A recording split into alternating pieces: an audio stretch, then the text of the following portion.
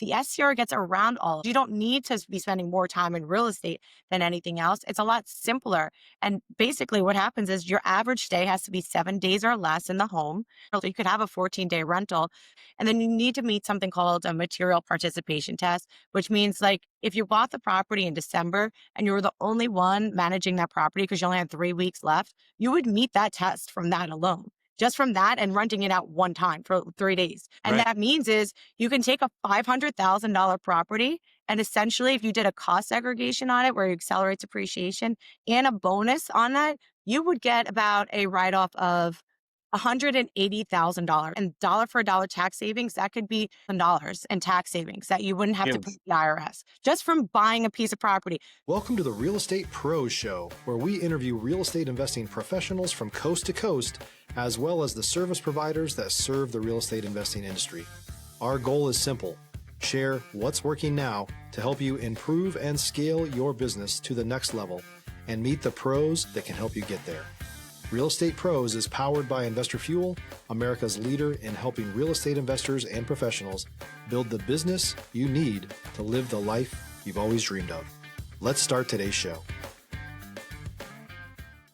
Property insurance for real estate investors doesn't have to be difficult, but it does need to be there to protect you when you need it. MyInvestorInsurance.com not only provides insurance at 15 to 30% cheaper than traditional agencies, it's built specifically for real estate investors like you. You can set up an account in about 2 minutes, get quotes on properties, turn on and turn off insurance for your fix and flip or rental properties in around 2 minutes without having to talk to anyone directly, all through our portal. There's no better way or faster way to make sure you've got the coverage you need to protect you, and no more lengthy policies either. Once you're set up, you're billed monthly and prorated by the day for however long your policy is active. It's powered by MSI, the third largest independent MGA, with 1.5 million customers and more than $1 billion in cumulative premiums written. Get set up today in about 2 minutes at myinvestorinsurance.com/fuel. Hey, folks, welcome back to the show. Today's guest is a serial entrepreneur, CPA by training, and is based in South Carolina by way of Long Island. She's an investor, hundreds of doors, runs a tax firm. Please welcome Danielle Michel. Danielle, welcome to the show. Thank you, Dylan. I'm very excited to be here. It's great to have you on here. And we were talking a little bit before hopping onto the show here. I always like to have people from my neck of the woods.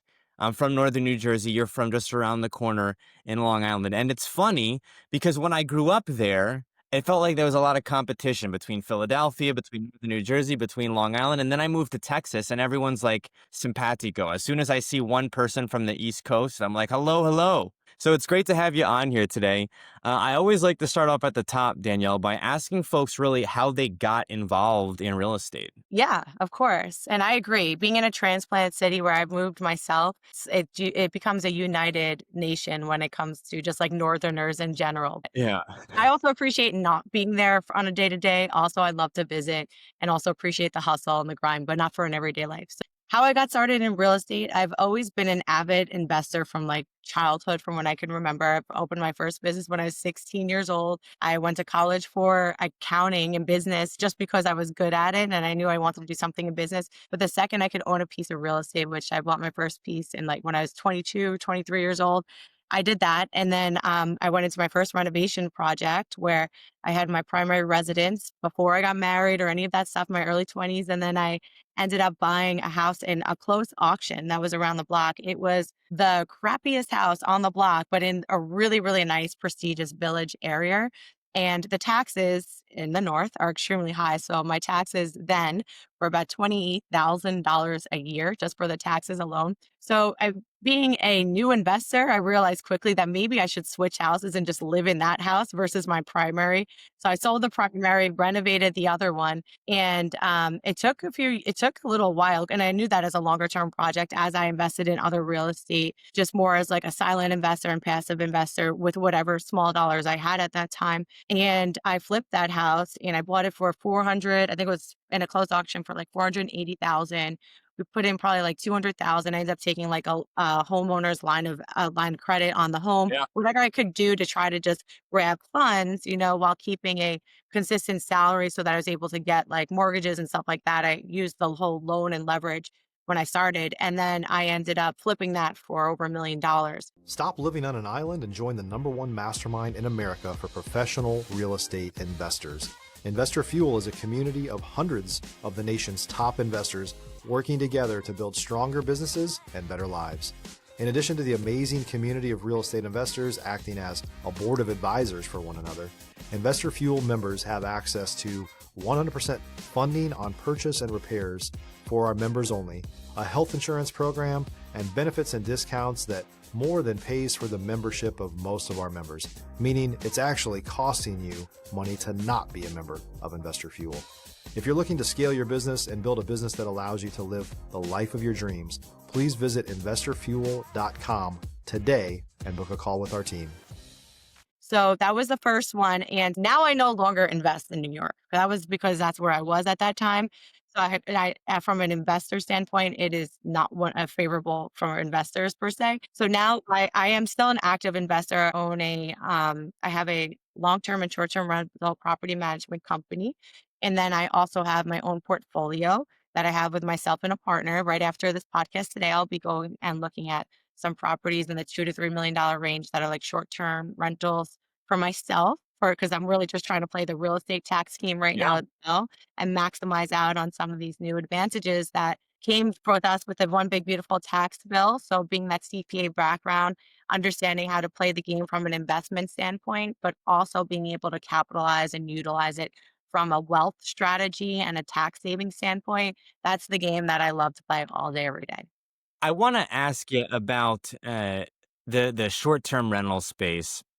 There's a couple things that piqued my interest. I want to touch on tax strategy here in a second, but the short-term rental space is an interesting one, right? Because Airbnb really dominates, and I've had many people on the show who love STRs, but also I spent a year in Dallas. That's where I got my real estate license, and I believe in Dallas, in many parts of Dallas, you can't do short-term rentals any longer under 30 days, so that people kind of had to pivot away from that strategy. What was it about, and is it about short-term rentals that you really like? And then also, how do you go about finding properties that would make a great STR? Yeah, those are great questions. And I mean, I could talk all day, but for purposes of timing here, I'll keep it pretty high level. So what I love about STRs is, number one, out of my portfolio, from a quantity standpoint, I personally own and also manage more long-term rentals. Where from a profitability standpoint, my short-term rentals are my most profitable by far. So with my long-term rentals, generally, like if you're taking out a mortgage or something like that, which most of us are,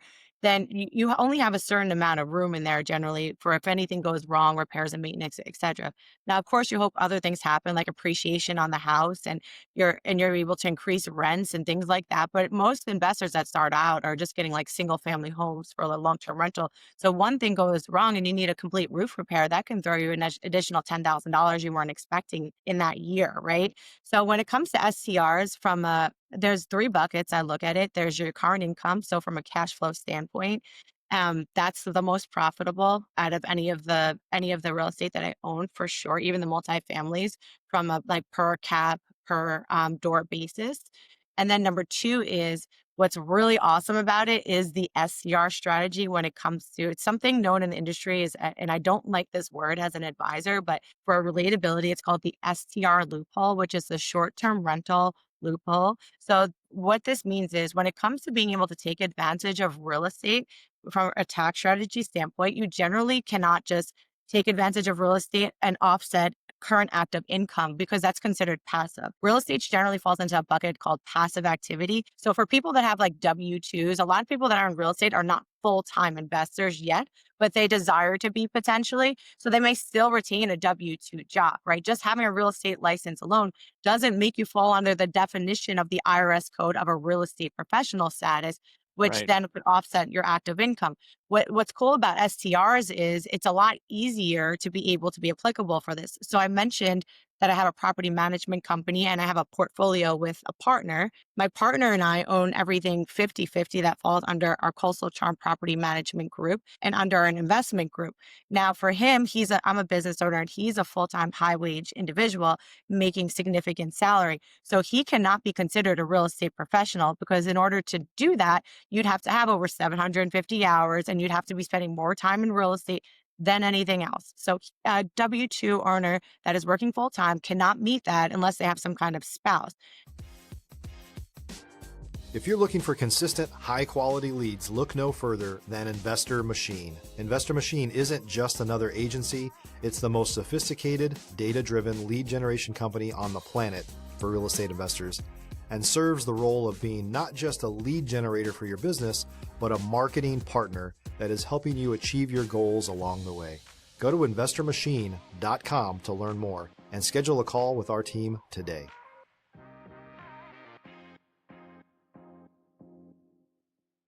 Now, why do you want to meet that? Because you want to be able to offset, like depreciation is what's going to Yeah. cause paper loss, right? The cost segregating properties is going to accelerate your depreciation. Right now, Trump just brought back bonus depreciation and permanence. That's an incredible advantage that anyone that's in real estate or is interested in buying anything, you guys need to pay attention to this because generally anything that's under a 20-year life, you can write off at 100% in the first year. So if you're planning on potentially having to pay taxes at all, whether it's through a W-2 or if it's at the end of the year when you pay your tax bill, the SCR gets around all of that because you don't need to be spending more time in real estate than anything else. It's a lot simpler. And basically what happens is your average stay has to be 7 days or less in the home. So it has to be 7 days or less when you annualize it over a year. So you could have a 14-day rental. But if we went to annualize it and we took an average 7 days or less, you need to be doing that. And then you need to meet something called a material participation test, which means like if you bought the property in December and you were the only one managing that property because you only had 3 weeks left, you would meet that test from that alone.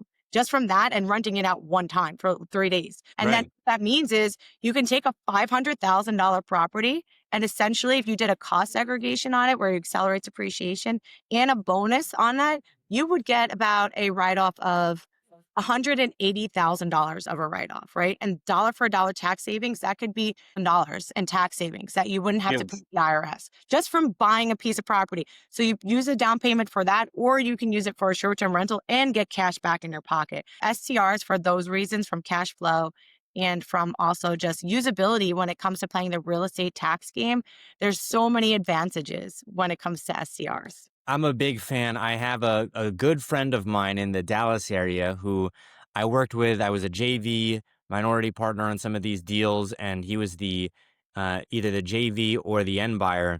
And I love the Airbnb space because in so many cases, to your point, active income and then also greater cash flow than, long term or midterm. So there is turnover, there is more effort that goes into it. But if you like hosting people and you love real estate, then I think it's an amazing opportunity for investors.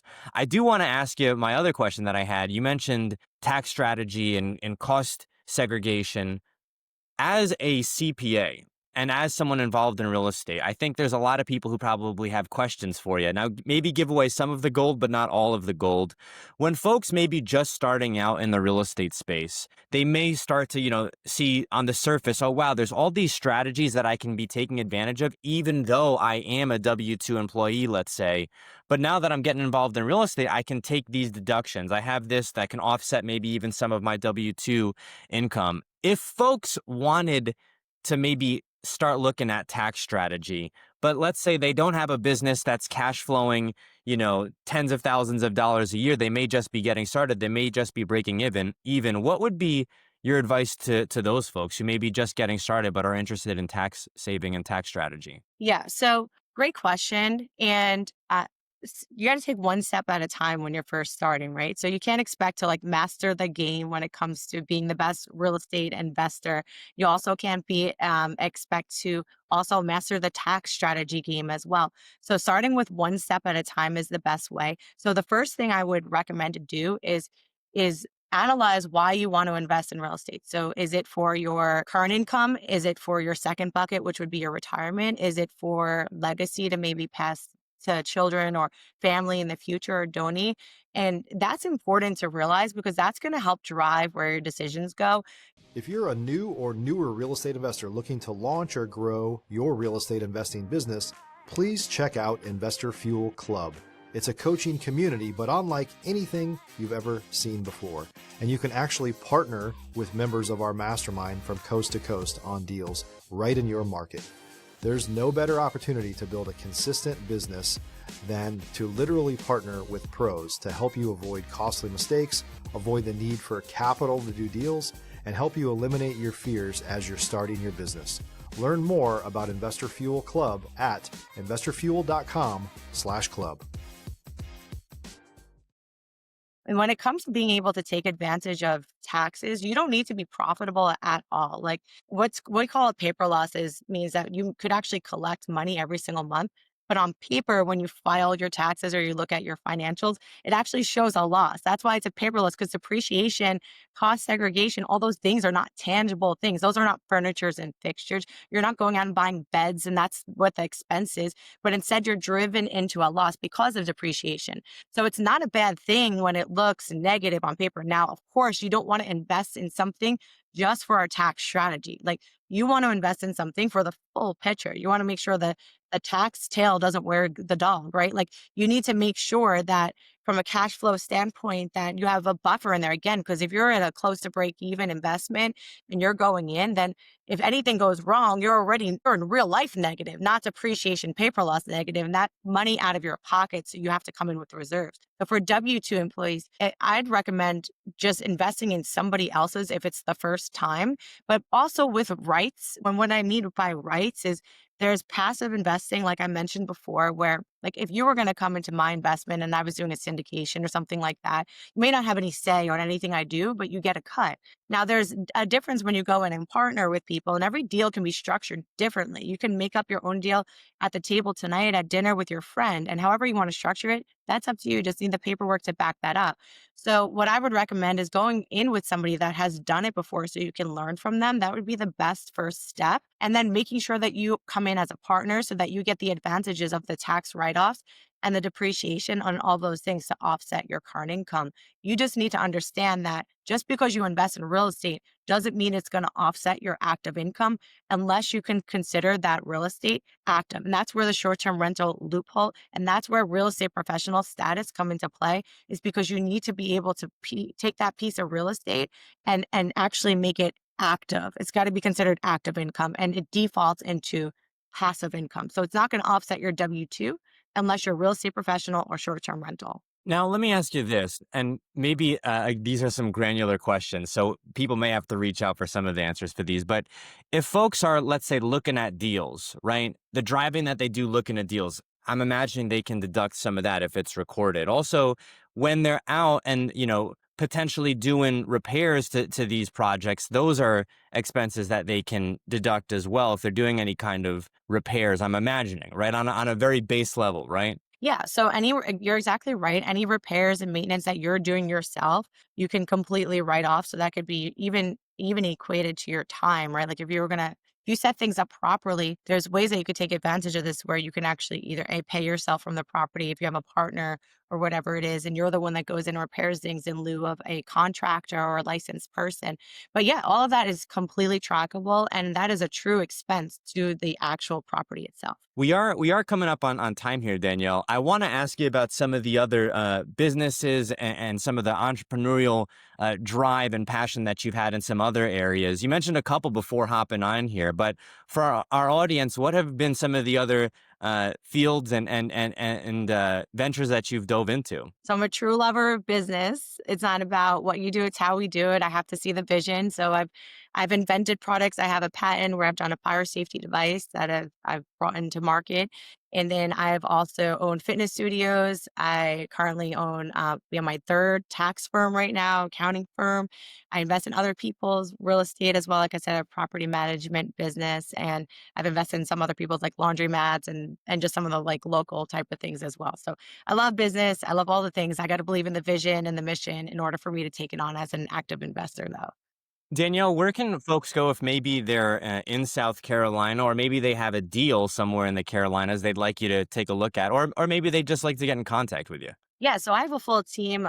Just in my tax firm alone, we have over 20 employees. But anything for me personally, you could reach me. All my handles are the same. It's Danielle Michel Ventures, Danielle Michel Ventures, but it's not like the female name. It's Michel for Michelle. So Danielle Michel Ventures, Instagram, X, YouTube, all those things, and I'll respond to any DMs personally there. Danielle, thank you so much for coming on the show here today. Thank you so much, Dylan, for having me. This was wonderful. Thanks for joining us for today's Real Estate Pros Show. You can learn more about the amazing benefits of the Investor Fuel Mastermind community, including surrounding yourself with hundreds of other rock stars, 100% financing for your deals, and members-only discounts from vendors you're likely already using that, as a member of Investor Fuel, will save you more than the cost of your membership. Visit investorfuel.com to learn more. If you're interested in joining us as a guest of this show, please visit investorfuel.com/pros to apply. You can also check the show notes for access to free resources, how to get access to world-class lead generation, and much more. Don't forget to subscribe so you never miss another episode. Have a great day. We'll see you on the next show.